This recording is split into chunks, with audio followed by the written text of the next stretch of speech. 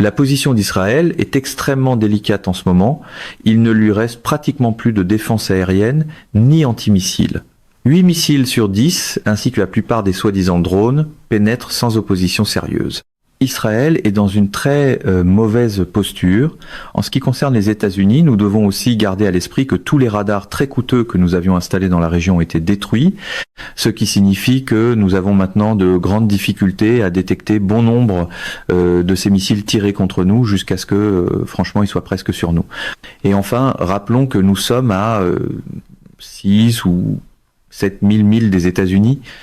Donc lorsque les stocks sont réapprovisionnés, ce qui est en train de se produire maintenant, ce réapprovisionnement doit venir des États-Unis, parcourir des milliers de milles, puis être chargé dans des avions et sur des navires.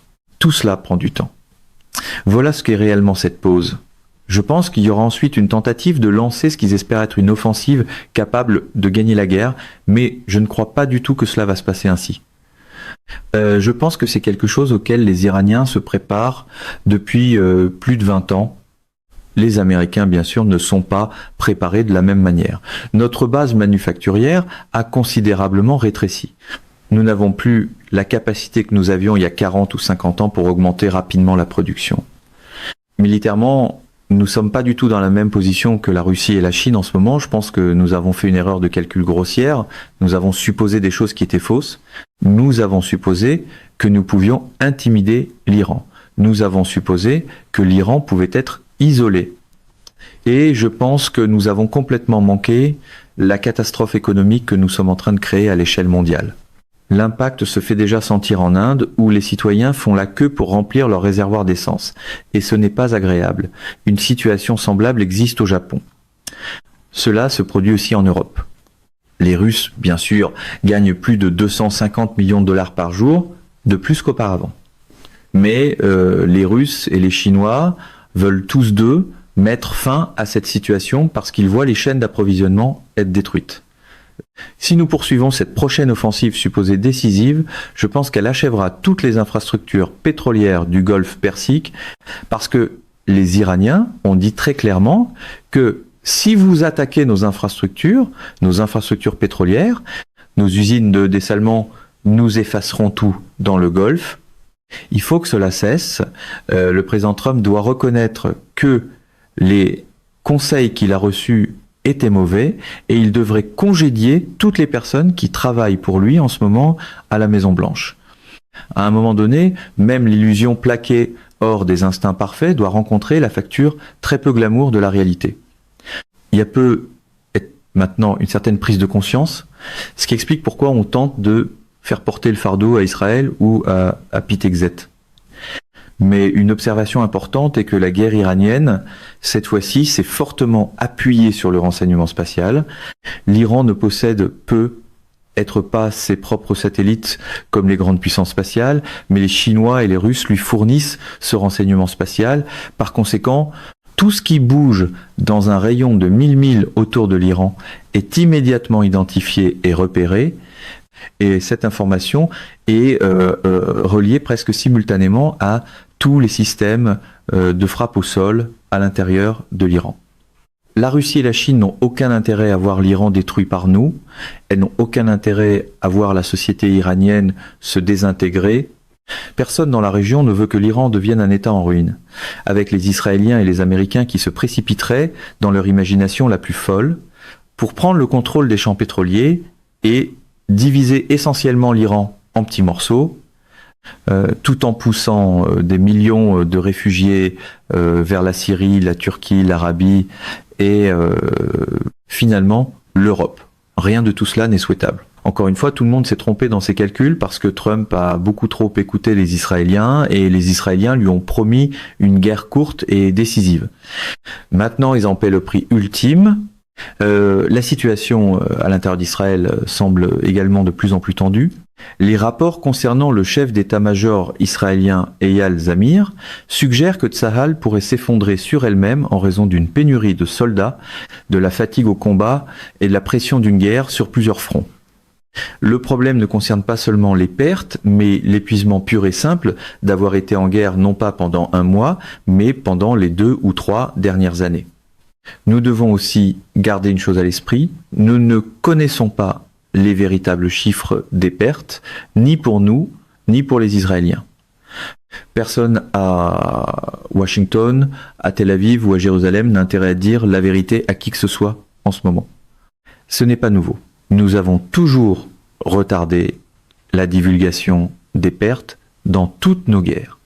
Mais en ce moment, je soupçonne que nous avons tous subi beaucoup plus de pertes que nous ne l'admettons. En ce qui concerne les Israéliens, ils ont très fortement dépendu de la puissance aérienne pour leurs forces militaires. Ils ont toujours eu une petite armée, une petite force régulière augmentée par des centaines de milliers de réservistes. Cela ne peut pas fonctionner indéfiniment, ils s'essoufflent, c'est pas seulement une question de personnel, ils sont épuisés, ils ont subi de nombreuses pertes.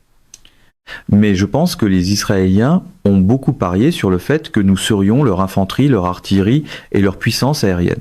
Cela ne s'est pas bien passé. Trump et Netanyahou font maintenant tous les deux face à une situation unique dans laquelle l'opposition monte. Des républicains eux-mêmes remettent Donald Trump en question. Les gens sont mécontents. En Israël, l'opposition remet Netanyahou en question. Quant à savoir où se trouve Netanyahou, personne ne le sait vraiment. Des rapports ont suggéré que son avion aurait pu être été repéré à Berlin et qu'il y serait peu être depuis 2 semaines. Je ne sais pas où il est, mais la situation paraît extrêmement louche en ce moment. Je serai toutefois prudent en examinant la situation américaine. Revenons au discours sur l'état de l'Union du président Trump. Lorsqu'il a parlé d'empêcher l'Iran d'avoir une arme nucléaire et de prendre toutes mesures nécessaires, il a reçu une ovation debout de pratiquement tout le Congrès, démocrates et républicains confondus, parce que ils ont tous été effectivement achetés par le lobby israélien, et les milliardaires qui soutiennent ce lobby ont acheté ces candidats. Par conséquent, je n'ai presque aucune sympathie pour le Congrès. Ils sont aussi coupables de tout ce non-sens que le président. Mais si le président veut se sortir de ce gâchis, il ne devrait pas continuer à faire ce qui ne fonctionne pas. Rappelez-vous la définition de la folie, faire la même chose encore et encore, tout en s'attendant à un résultat différent. Cette prochaine attaque de guerre ne gagnera pas la guerre. Ce qu'il devrait faire à ce stade, c'est congédier les gens autour de lui, se présenter devant le public et dire « Écoutez, j'avais tort, c'était une erreur, je me retire ». S'il était prêt à faire cela, je pense qu'un grand nombre de dirigeants dans le monde se présenteraient pour l'aider à négocier la fin de cette tragédie. C'est l'une des raisons pour lesquelles j'ai mentionné précédemment le Premier ministre Modi, mais il y en a d'autres qui pourraient également intervenir, des personnes en qui toutes les parties pourraient avoir confiance, c'est ceux dont nous avons désespérément besoin. Nous n'avons pas besoin d'une prolongation de cette guerre. La question d'une éventuelle médiation du Pakistan a également été soulevée, même si j'ai des doutes. À ce stade, je ne pense pas que le président Trump repousserait quiconque lui offrirait de l'aide. Mais savoir si cela signifie quelque chose est une autre question. Il dit que des discussions sont en cours. Ce que j'ai vu dans le passé, c'est que la CIA et le Mossad choisissent des gens au sein d'un gouvernement, des personnes situées sous le niveau de la haute direction, et commencent à discuter avec elles dans l'espoir qu'elles puissent être cooptées ou soudoyées, et que cela nous aide finalement à gagner ce que nous voulons gagner. Cela ne fonctionnera pas avec l'Iran. Lorsque Trump dit qu'il parle à quelqu'un en Iran, la vraie question est à qui parle-t-il ? C'est tout le problème. Aucun de nous ne le sait vraiment. C'est pourquoi je pense que les agences de renseignement parlent à des généraux, à des colonels ou à quelqu'un quelque part dans l'espoir que cela devienne une percée. Je pense que c'est tout simplement absurde. On ne peut pas croire grand-chose de ce qui sort de Washington en ce moment. Tout le monde est désespéré. Même si nous projetons une image de confiance, la vérité est que, dans les coulisses, le président est très désespéré. Il reconnaît à ce stade qu'on lui a menti et qu'il a pris de mauvaises décisions. La seule façon de s'en sortir est de l'admettre, de se désengager et de demander de l'aide aux autres. C'est la seule voie.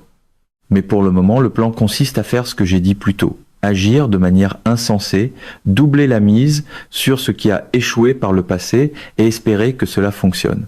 Cela n'arrivera pas. Peu m'importe combien de petites îles ils essaient de saisir dans le golfe Persique, si vous mettez des gens sur une île qui fait peu, être 14 ou 15 km², quelques missiles balistiques à portée intermédiaire, quelques missiles balistiques, tactiques et des drones peuvent tuer tout le monde sur cette île, nous ne sommes pas en 1944. Nous ne sommes pas en 1984, sauf dans le sens où la guerre, c'est la paix. Nous sommes en 2026, la guerre est différente, la guerre a changé.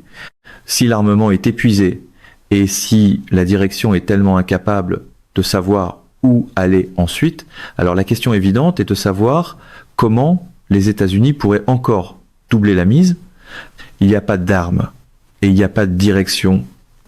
La réponse, c'est que c'est la raison pour laquelle nous avons une pause en ce moment, c'est la raison pour laquelle nous avons cette fausse pause. C'est pas pour des pourparlers de paix, c'est pour réapprovisionner les stocks.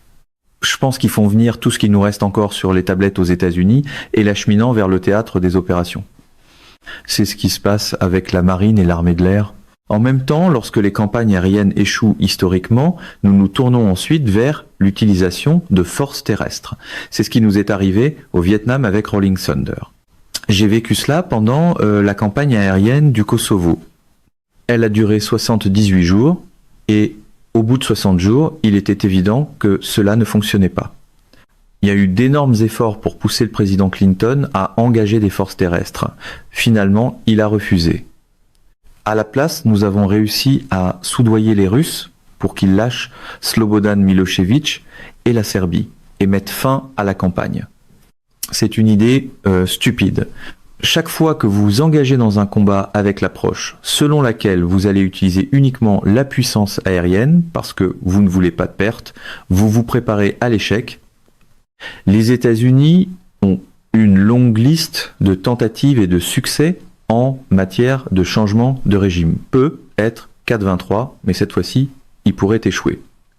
Nous pensons avoir dépensé entre 12 et 16 milliards de dollars dans l'une des campagnes aériennes les plus intenses de l'histoire américaine pendant les 3 ou 4 premiers jours du combat contre l'Iran. Je pense donc qu'il est juste de dire que nous sommes dans une situation très difficile. Il y a certainement des accusations qui vont et viennent. Il ne fait aucun doute que le président Trump doit assumer la responsabilité du fait qu'il a écouté d'abord et avant tout les Israéliens et qu'il n'a pas accordé beaucoup d'attention aux personnes aux États-Unis qui l'avaient averti de ne pas faire ce qu'il a fait. Je pense effectivement qu'il y avait des gens qui ne voulaient pas cette guerre et qui ont conseillé le président en ce sens. Je le connais depuis longtemps et la dernière fois que je lui ai parlé, je lui ai conseillé de ne pas faire beaucoup de choses, notamment de mettre rapidement fin à la guerre en Ukraine. Lorsque je travaillais pour lui en 2020, j'ai dit que l'Iran était un partenaire stratégique potentiel et que nous ne devrions pas considérer l'Iran comme l'ennemi.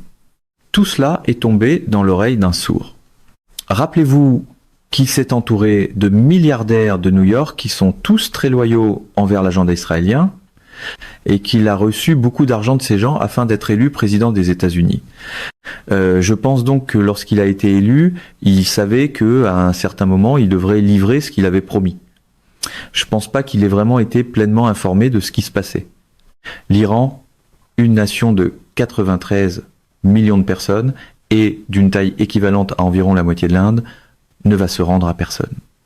Il n'y a aucune raison pour qu'il le fasse. Il peut absorber beaucoup de punitions. Il a démontré une nouvelle façon de faire la guerre du XXIe siècle, qui relie le renseignement spatial et la reconnaissance à de nombreuses armes de frappe partout dans le pays, ce qui permet à l'Iran, en quelques minutes, de concentrer une puissance de feu énorme, là où il veut la placer. C'est pourquoi toute discussion actuelle sur une invasion de l'Iran est absurde. Toute discussion sur la prise d'îles dans le golfe Persique est une invitation au désastre. Personne n'a besoin de rester sur ces îles pour les défendre. Elles peuvent être attaquées depuis de nombreux endroits à l'intérieur de l'Iran. Nous devons comprendre que pour l'Iran, c'est existentiel. Rappelez-vous ce que le président Trump a dit initialement à ce sujet. Ce n'est qu'un voyage. Autrement dit, ce n'est pas existentiel pour nous. C'est un voyage dans lequel nous avons décidé que nous allions mettre à genoux une nation de 93 millions de personnes et détruire son mode de vie et son existence. Mais pour nous, ce n'est qu'un voyage. Pourquoi n'est-ce qu'un voyage pour nous? Parce que c'est un voyage pour Israël. Voilà le problème que les gens ne comprennent pas. Nous ne pouvons pas résoudre militairement les problèmes stratégiques d'Israël, ce qu'on nous demande de faire en ce moment. Il n'y a que dans le théâtre politique de Trump qu'une catastrophe peut être vendue comme un voyage, comme si les brochures de croisière venaient maintenant avec des missiles balistiques. Israël était déjà largement détesté, sinon traité comme un paria dans la région. Maintenant, une grande partie du monde islamique voit Israël comme une menace qui pourrait ultimement les détruire. Il suffit de regarder la carte du Grand Israël. La carte du Grand Israël comprend une grande partie de l'Arabie Saoudite, le nord de l'Irak, la Syrie, la Jordanie, le Sinaï, une partie du territoire à l'ouest du Nil et, bien sûr, au moins la moitié du Liban. Tout cela fait partie de ce qu'on appelle le Grand Israël.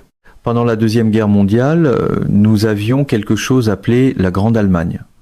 C'était l'Allemagne élargie. En fin de compte, cela avait en réalité plus de sens que ce que nous voyons maintenant. Parce qu'au moins, il y avait des Allemands qui vivaient sur ces territoires, pas toujours en majorité, mais tout de même. Dans ce cas-ci, nous parlons de populations entières qui devraient être soumises au traitement de Gaza. Elles devraient être effectivement soumises, réduites en esclavage ou chassées. C'est insensé. Et c'est pour cela que nous nous battons. Les gens doivent le comprendre. Je ne vois aucune preuve que ce projet puisse réussir. Il y a toujours eu l'objectif de prendre le contrôle des champs pétroliers dans la région. Il faut revenir aux années 1990 et lire ce que Richard Perle, Paul Wolfowitz et une foule d'autres néoconservateurs écrivaient et affirmaient. Si nous pouvions contrôler toutes les ressources pétrolières du Moyen-Orient, alors nous tiendrions la Chine à la gorge. Bien sûr, l'intention réelle n'était pas seulement de tenir la Chine à la gorge, mais de faire d'Israël le champion incontesté et le roi du Moyen-Orient. Je ne pense pas que nous parviendrons un jour à tenir la Chine à la gorge et je ne pense pas non plus que nous, en tant qu'Américains, ayons besoin de le faire. C'est absurde. Mais je pense que nous sommes revenus là où nous étions auparavant. Tout cela concerne Israël, le fait de le sécuriser, de le rendre sûr et de le placer aux commandes de toute la région. Tout cela va échouer. Cela n'a aucune chance de réussir. Quant à cette histoire de bombarder une nation jusqu'à l'âge de pierre, je dois dire que je suis en désaccord avec un point. Certains disent que nous ne pouvons pas faire ce que nous avons fait à Dresde. Je pense que nous le pouvons. Je pense que les Iraniens le savent et leur ville en montre déjà des signes. Nous faisons des choses que nous n'avons pas faites depuis la Deuxième Guerre mondiale ou le Vietnam. On pourrait soutenir que nos bombardements menés par les États-Unis et la Royal Air Force pendant la Deuxième Guerre mondiale constituaient des crimes de guerre. On peut faire le même argument au sujet de ce que nous avons fait au Vietnam. Et je pense que nous allons faire la même chose ici. En fin de compte, on détruit l'électricité. On met les hôpitaux hors service. Les Israéliens bombardent des hôpitaux et des centres d'urgence en Iran depuis le début de la guerre et ils ont lancé un certain nombre de frappes la nuit dernière, je pense, parce qu'ils craignent de se retrouver face à un cessez-le-feu. Je ne pense pas qu'il y ait la moindre chance qu'un cessez-le-feu arrive. Je pense que ce qu'ils vont finir par affronter sera pire que tout ce qu'ils ont déjà rencontré de la part de l'Iran et potentiellement de la part d'autres acteurs qui soutiennent l'Iran. Trump est pris dans ce piège de l'escalade. Il ne sait rien faire d'autre que l'intimidation. Alors ce qu'il essaie de faire, c'est intimider encore une fois. Si cela échoue, que fait-il d'autre? Il escalade encore. Il escalade davantage. Quelqu'un pourrait dire « l'escalade n'est pas la réponse », mais à ce que je peux voir, personne ne lui dit cela. Je ne vois certainement pas beaucoup de preuves que des gens se lèvent au département de la Défense pour lui dire « Monsieur, cela ne fonctionnera pas. Si vous faites cela, nous pourrions nous retrouver dans une guerre beaucoup plus vaste avec beaucoup d'autres acteurs. » Pour un homme qui se vend comme le maître des ententes, il est remarquable de voir à quel point l'entente semble souvent être celle-ci. Tout le monde paie et lui appelle cela gagner.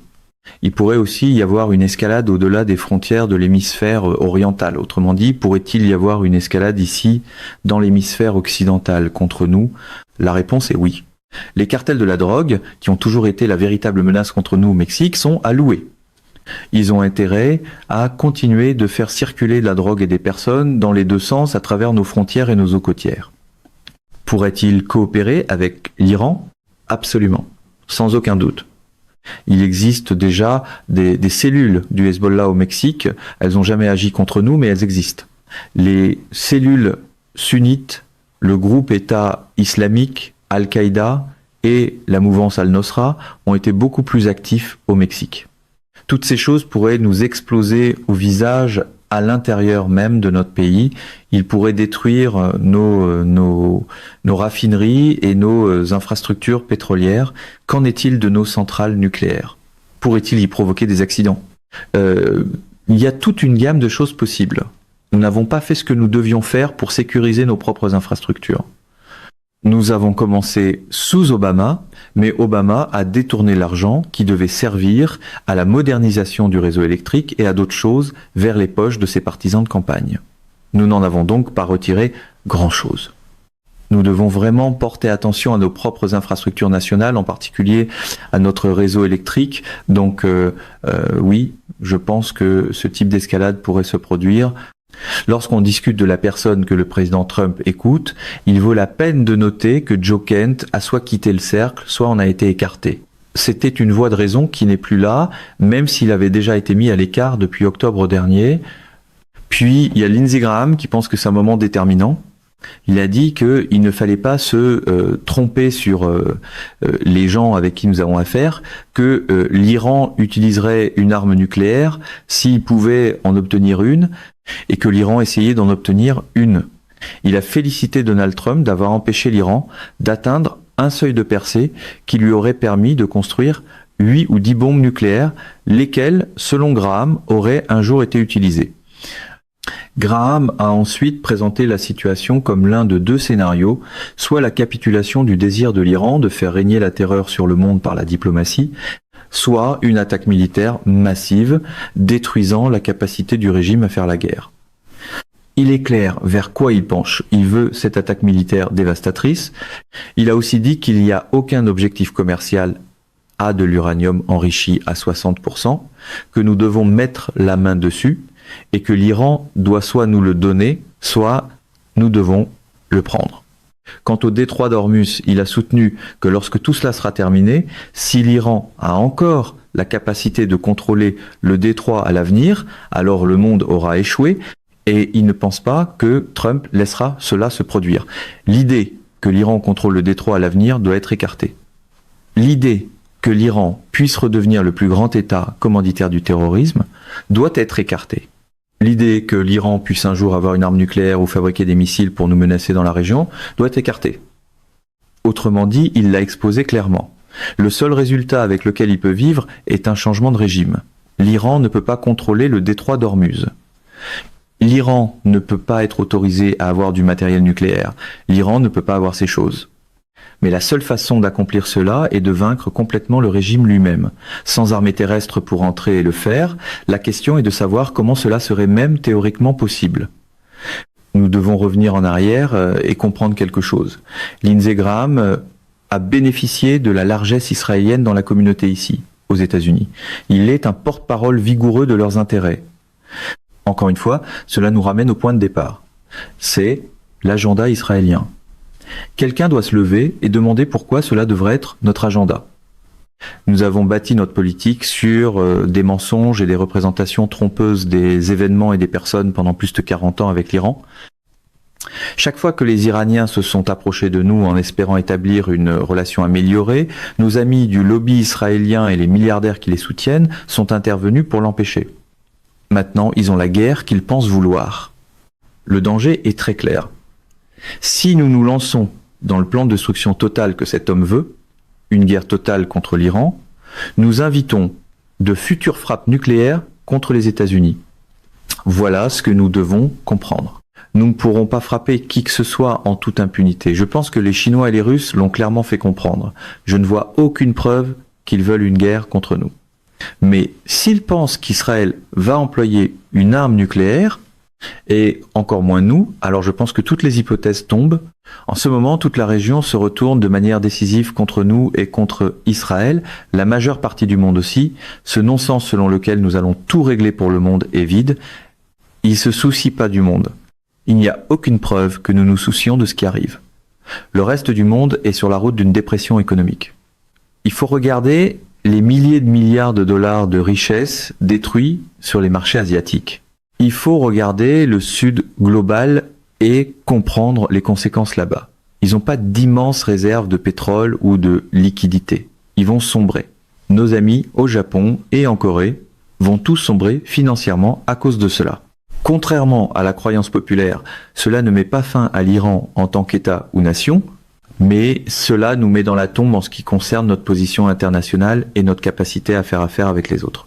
Nous allons être totalement et complètement isolés sur le plan économique ainsi que sur les plans politiques et militaires dans un avenir proche à cause de ce que nous faisons.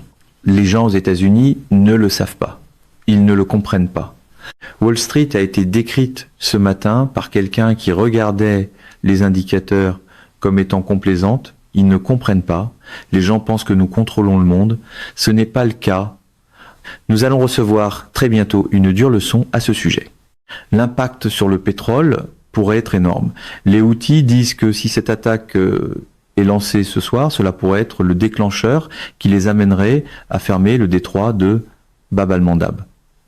Cela ajouterait un autre point d'étranglement majeur au transport maritime mondial, en plus du détroit d'Ormuz.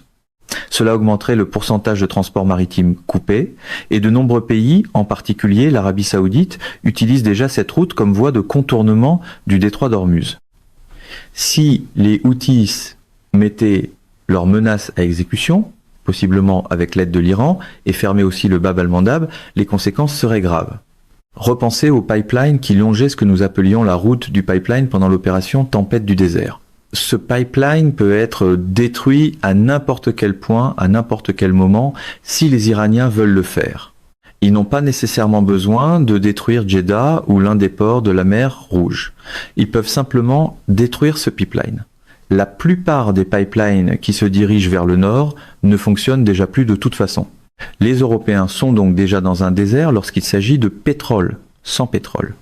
Il est très difficile pour les gens de comprendre qu'une fois que la mer Rouge est fermée et que plusieurs millions de barils de pétrole supplémentaires disparaissent chaque jour du marché, l'Europe se retrouve dans une position impossible. Nous devons aussi revenir en arrière et nous rappeler que tout cela n'est pas entièrement la faute de Trump. Trump a certainement renforcé l'échec et aggravé considérablement les choses. Mais si vous revenez à l'administration Biden a joué un rôle déterminant dans la destruction du gazoduc Nord Stream. Et tout le monde a applaudi. Ils ont dit que c'était merveilleux, que nous libérions l'Europe du chantage, du contrôle et de l'influence russe. Tout cela était absurde. Par conséquent, l'Europe est en train d'être désindustrialisée. Le niveau de vie de la population baisse. Maintenant, en plus de cela, le pétrole n'arrive pas, donc il n'y a pratiquement pas d'énergie, à moins que les pays brûlent du charbon ou restaurent rapidement des centrales nucléaires, ce qui se produit au Japon, et je pense aussi en Corée. Sans ce genre de choses, il n'y aura pas d'électricité pendant très longtemps. Nous avançons donc vers une dépression mondiale. Pendant que Trump pense que tout cela parle de lui, de sa victoire, de son besoin de dominer et de son besoin de remplir ses promesses et ses obligations envers le lobby israélien et ses milliardaires partisans, ce n'est pas le cas. Il s'agit de l'humanité. Il s'agit des gens qui vivent sur cette planète et qui vont souffrir pendant des décennies à cause de cette folie. Cette souffrance comprendra des famines parce que les engrais nécessaires ne seront pas disponibles. La Russie ne peut pas combler la différence. La Chine non plus. Il n'y a aucune appréciation des conséquences plus vastes qui découleront de ce que le président Trump menace maintenant de faire. Mais personne ne va le lui dire, personne là-bas ne s'en soucie. Qui conseille le président? Regardez-les. Qui sont-ils? D'où viennent-ils? Que savent-ils? Vous pouvez répondre vous-même à la question.